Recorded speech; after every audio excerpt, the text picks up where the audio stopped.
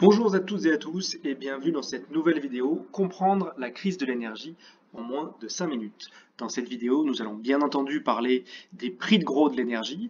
Nous allons ensuite essayer de comprendre d'où vient cette crise et, plus difficile, nous allons tenter de trouver des perspectives et des sorties à cette crise. Qui dit crise de l'énergie, bien entendu, dit hausse des prix. Vous avez sous les yeux l'évolution des prix de gros de l'électricité en France depuis 2001. Comme vous le savez, les prix de gros de l'électricité sont intimement liés aux prix gros du gaz naturel. On voit que cet historique de prix est assez chaotique et qu'on a un maximum historique atteint en 2008 à hauteur de 93 € du mégawattheure. Mais ça, c'était avant.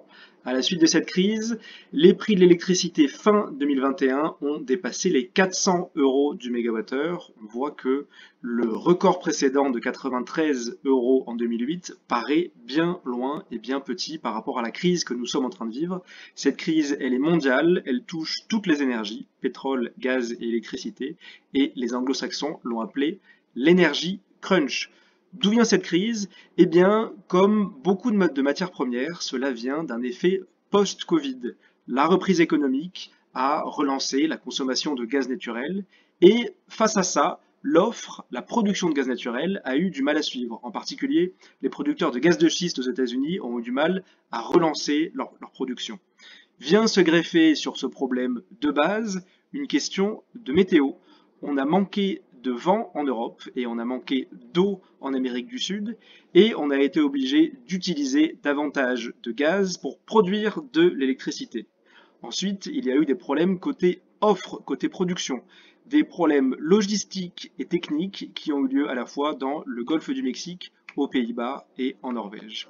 Et enfin, dernier élément, mais pas le dernier, la Russie. La Russie représente à peu près 40% de l'approvisionnement en gaz naturel de l'Union européenne. Historiquement, le gaz russe arrivait en Europe via l'Ukraine.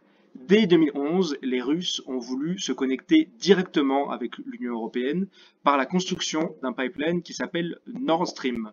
Et c'est la mise en route de Nord Stream 2, le doublement de ce pipeline, qui a initié la crise que l'on connaît actuellement. Les États-Unis s'étaient longuement opposés à ce projet. Le pipeline a été construit. Il était prêt à être mis en route fin 2021.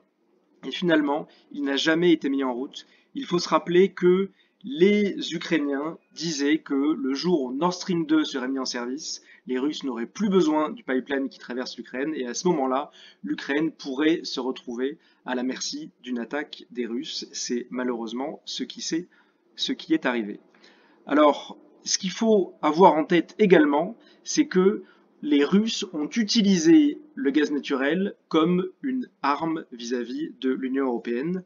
On a vu en effet que l'hiver dernier, même si le niveau global des stocks de gaz naturel en Union européenne était bon, en revanche les stocks en Union européenne opérés par Gazprom étaient eux vides. Donc la Russie avait prémédité, avait anticipé son coup et avait vidé les stocks de gaz en Union européenne pour augmenter la tension et augmenter leur levier de négociation pour la mise en route de ce pipeline Nord Stream 2. La suite, donc, eh bien, tout va tourner autour de ce monsieur avec comme question, pourra-t-on se passer de gaz russe? Alors, est-ce qu'on pourra s'en passer? En tout cas, on ne pourra pas s'en passer simplement. En effet, on pourra le remplacer par du gaz liquéfié, acheminé par bateau, mais ça ne pourra couvrir au maximum que 1/3 du gaz russe. Bien entendu, la solution idéale sur le papier serait de produire notre propre gaz, c'est ce qu'on appelle le biométhane. Malheureusement, ça ne pourra couvrir, pour l'hiver prochain en tout cas, que 5 à 10% de nos besoins en gaz naturel. Malheureusement, une des solutions sera le rationnement. Il faudra probablement se préparer à passer un hiver compliqué, en tout cas pour les personnes qui se chauffent au gaz. Et bien entendu, le gaz est aussi utilisé pour produire de l'électricité. Donc par ricochet, on pourrait avoir un impact sur notre approvisionnement en électricité. La solution, c'est des éoliennes, bien entendu, mais en particulier quand il n'y a pas de vent, il faudra malheureusement relancer les centrales à charbon et, si possible, compter sur nos centrales nucléaires.